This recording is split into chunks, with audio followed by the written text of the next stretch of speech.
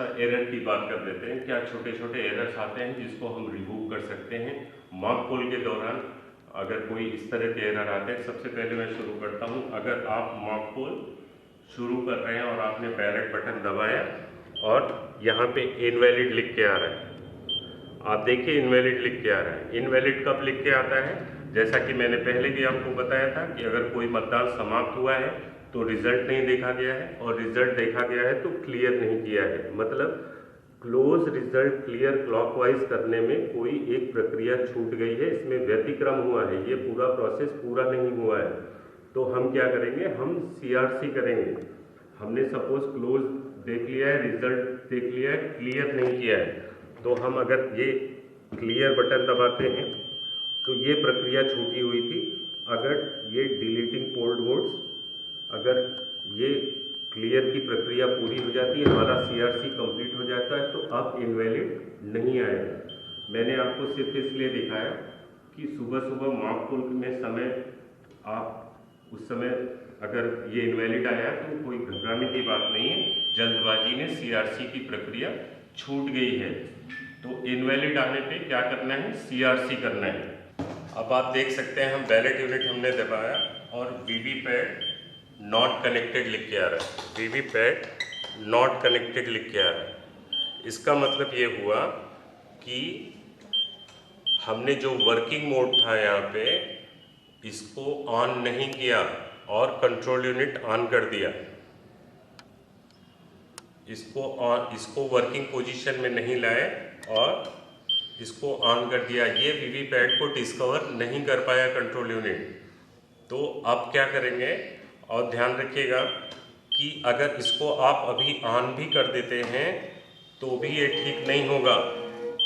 तो इसके लिए क्या करना है कि हमको ध्यान रखिएगा, कोई भी एरर आता है इस तरह का, वीवीपैट नॉट कनेक्टेड था, तो पहले स्विच ऑफ करेंगे, पहले स्विच ऑफ करके ऑन करेंगे, स्विच ऑफ करेंगे, फिर इसको वर्किंग मोड में लाएंगे, इसको खड़ा करेंगे, तब जाके ये फिर स्विच ऑन करेंगे, हमारा एरर ये रिमूव हो जाएगा। एक एरर कभी कभी आता है कि आप जो है बैलेट यूनिट PO3 दबा रहे हैं और यहाँ पे प्रेस्ड एरर लिख के आता है। देख लीजिए, प्रेस्ड एरर अगर लिख के आ रहा है, प्रेस्ड एरर PU01, मतलब यह है कि वोटिंग कंपार्टमेंट में कोई ना कोई बैलेट बटन में कोई ना कोई प्रॉब्लम आ गई है। तो क्या करना है ऐसी कंडीशन, स्विच ऑफ करेंगे, तहसील अधिकारी जाके देख लेंगे और सारी बटन को चेक कर लेंगे। चेक करने के बाद अगर इसमें कोई चीज च्युइंगम या कोई पेपर कोई फंसा दिया है तो उसको हटा देंगे और हमारा एरर रिमूव हो जाएगा। आप देख सकते हैं कि फिर से ये यहाँ पे वोट की प्रक्रिया हम स्टार्ट कर सकते हैं और वोट स्टार्ट हो सकता है। कभी कभी क्या होता है, आप मॉक पोल के लिए मॉक पोल की तैयारी कर रहे हैं, आपने बैलेट बटन दबाया और यहाँ पे बैलेट बटन दबाने के बाद BU नॉट कनेक्टेड लिख के आएगा, ये एक एरर आ सकता है। और फिर से देख सकते हैं ऐसी कंडीशन में आप BU का जो यहाँ पे सॉकेट लगा है, ये देख लीजिए, ये ढीला तो नहीं है, ये अगर ढीला है तो इसको फिर से लगा देंगे। और ध्यान रखिए कि ये एरर लगाने पे भी दूर नहीं होगा। स्विच ऑफ करेंगे, फिर कंट्रोल यूनिट के स्टील स्विच से स्विच ऑफ करेंगे, ऑन करेंगे और आपका एरर ये रिमूव हो जाएगा। इस तरह से ये जो छोटे छोटे एरर है वो दूर करने की प्रक्रिया आपको बताई है। हाँ, एक चीज़ है, अगर वीवीपैट में एरर 2.1 टू 2.3, 2.4 या इस तरह के 2.14 तक के एरर आते हैं, वीवीपैट में कोई एरर आता है तो वीवीपैट रिप्लेस होगा। रिप्लेसमेंट के बारे में आपसे बात कर लें कि अगर मॉक पोल के दौरान हमारी कोई मशीन खराब होती है, तीनों यूनिट में से मॉक पोल के दौरान कोई मशीन खराब होती है तो सिर्फ वही बदलेंगे जो खराब होगी। सपोज मॉक पोल में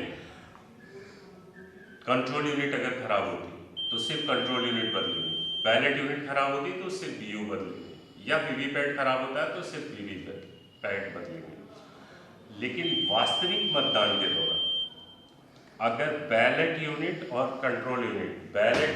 कंट्रोल यूनिट में से कोई खराब होती है तो पूरा यूनिट चेंज करेंगे और एक एक वोट का मॉक पोल करेंगे। लेकिन वास्तविक मतदान के समय अगर सिर्फ वीवीपैट खराब होती है तो सिर्फ वीवीपैट चेंज करेंगे और मॉक पोल नहीं होगा। तो ये एक पूरी प्रक्रिया रही। आशा है आपका मतदान, ये पूरी प्रक्रिया समझने के बाद सफलतापूर्वक संपन्न होगा। आप बहुत अच्छे से काम कर पाएंगे ये वीडियो देख के। इस आशा और उम्मीद के साथ मैं ये ट्रेनिंग प्रोग्राम धन्यवाद, बहुत बहुत धन्यवाद समाप्त।